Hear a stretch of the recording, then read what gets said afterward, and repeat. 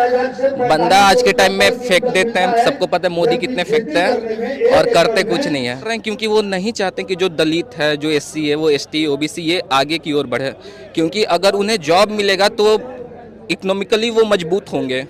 वो चाहते हैं कि सारा कॉन्ट्रेक्चुअल कर दें ताकि बड़े लोग और बड़े होते जाएं, गरीब जो है वो कॉन्ट्रैक्ट की बेसिस पे काम करे, जबकि काम वो सेम करेंगे लेकिन उनको सैलरी वो मिलेगा नहीं। तो वो रेलवे जो है पूरी की पूरी, आप देख लेना, अगर ये चुनाव होगा, अगर आपने उन्हें वोट दिया तो रेलवे जो आप कम पैसे में किराए में आप जो इधर से उधर जाते आते हो, वो सारा का सारा प्राइस जो है वो बहुत ट्रिमेंडसली बढ़ जाएगा। मणिपुर से महाराष्ट्र के लिए निकली भारत जोड़ो न्याय यात्रा अब उत्तर प्रदेश में प्रवेश करने जा रही है। मैं इस वक्त चंदौली में हूं और यहां पर अब से कुछ ही देर में राहुल गांधी पहुंचेंगे, जनता को संबोधित करेंगे। फ्लैग हैंड ओवर सेरेमनी यानी कि ध्वज हस्तांतरण का काम किया जाएगा और बिहार से अब भारत जोड़ो न्याय यात्रा की जो जिम्मेदारी है वो उत्तर प्रदेश को सौंप दी जाएगी। अगले कुछ दिनों उत्तर प्रदेश के गले, कस्बे, कूचे, शहर और गाँव में आपको भारत जोड़ो न्याय यात्रा का जो काफिला है वो चलता नजर आएगा। ये कारवा वहां पहुंचेगा और इस यात्रा में कई और बड़े चेहरे शामिल होंगे। खुद प्रियंका गांधी भी अब इस भारत जोड़ो न्याय यात्रा में राहुल गांधी के साथ आपको चलती नजर आएंगी। साथ ही जो हमारा संकल्प है उसको पूरा करते, चरितार्थ करते आपको नजर आएंगे। मैं कहूंगी मंच की तस्वीरें भी आप देखिए, क्योंकि देखिए मंच यहाँ पर चंदौली में, ये मंच है उत्तर प्रदेश में और चंदौली के जरिए ही उत्तर प्रदेश में जो यात्रा है वो प्रवेश कर रही है। मंच पर जो पोस्टर है उसमें जिन न्याय की बात की गई है, युवा न्याय हो, भागीदारी न्याय, नारी न्याय या फिर किसान न्याय या श्रमिक न्याय, इन्हीं न्यायों की बात इस यात्रा के दरमियान लगातार राहुल गांधी कर रहे हैं।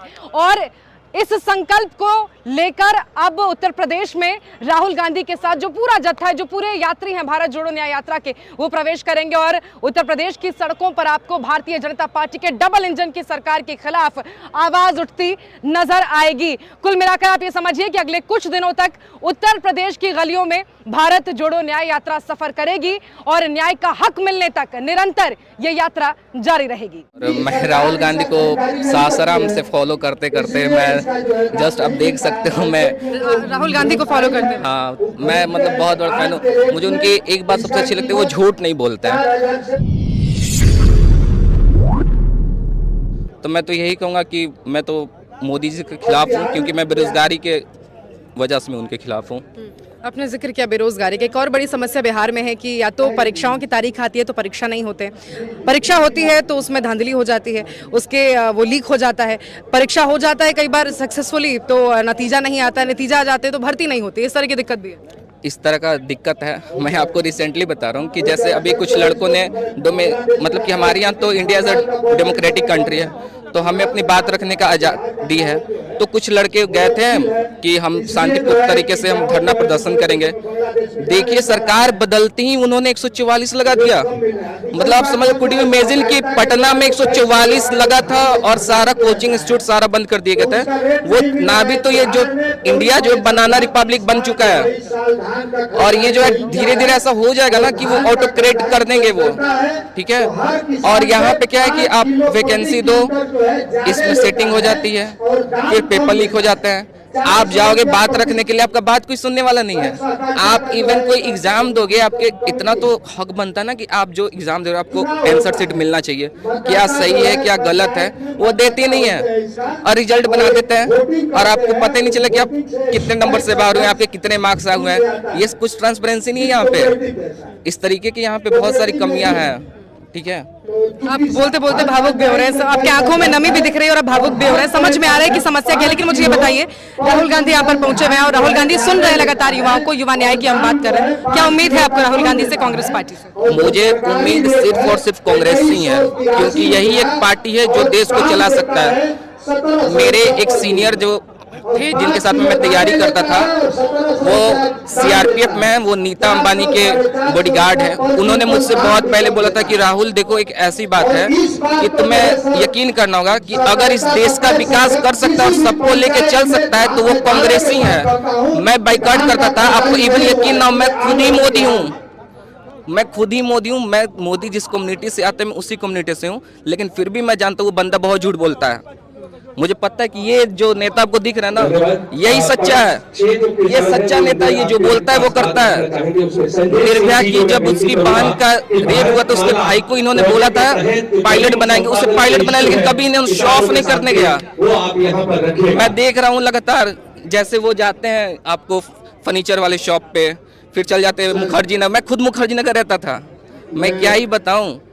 उसके बाद में मतलब परीक्षा की तैयारी कर रहा था मैं, तो मुझे पता है कि ये पढ़े लिखे लोगों को पता है, लेकिन जो पढ़े लिखे नहीं है, अब उनमें इतना तो आपकी बात नहीं। अब जानते हैं कि आप पढ़े लिखे को समझा सकते हैं, लेकिन जो पढ़ना ही नहीं चाहता, समझना ही नहीं चाहता, अब क्या ही कर सकता है। लेकिन एक दिन समझेंगे, सच्चाई सामने आएगा, और सच ये है, आपके सामने देखिए वो जो दिख रहा है ना, वो सच है, बाकी सारे झूठे हैं।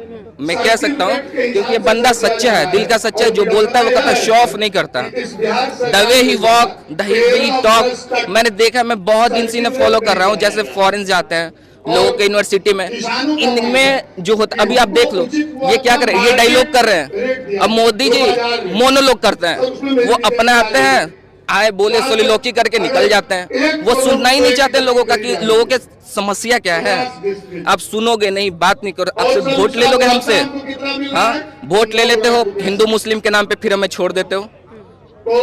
ऐसे करके नहीं चल सकता देश, जो है आपस में मिलके ही चल सकता है, नफरत से नहीं चल सकता। ठीक है, अगर नफरत फैलाओगे तो एक दिन आपका भी टाइम आएगा, तो फिर आप भी फंस जाओगे। इसका सॉल्यूशन यही है कि प्यार से ही कर सकते हैं, और ये मोहब्बत की दुकान लेके चल रहे हैं। आप देख लो, मैं शॉर्ट्स पे मैं आ रहा हूँ पिछले 15 किलोमीटर दूर से, सिर्फ इस बंदा के लिए। मुझे नहीं पता इवन कि मैं कहाँ तक जाऊंगा, इनके पीछे मैं जाए जा रहा हूँ। मैं सामान खरीदने, ग्रोसरी खरीदने के लिए मैं घर से निकला था, मेरी मम्मी मेरे कॉल करी, मैं क्या ही बोलूं, मतलब मैं ग्रोसरी का सामान लेने आया था। देखिए देखिए, आपको यकीन ना हो तो आप देख लो, मेरी सिस्टर कॉल के, she is on the line, देखो आप।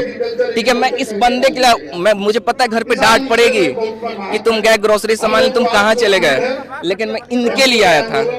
ठीक है, सच में बंदा बहुत दिल का सही है।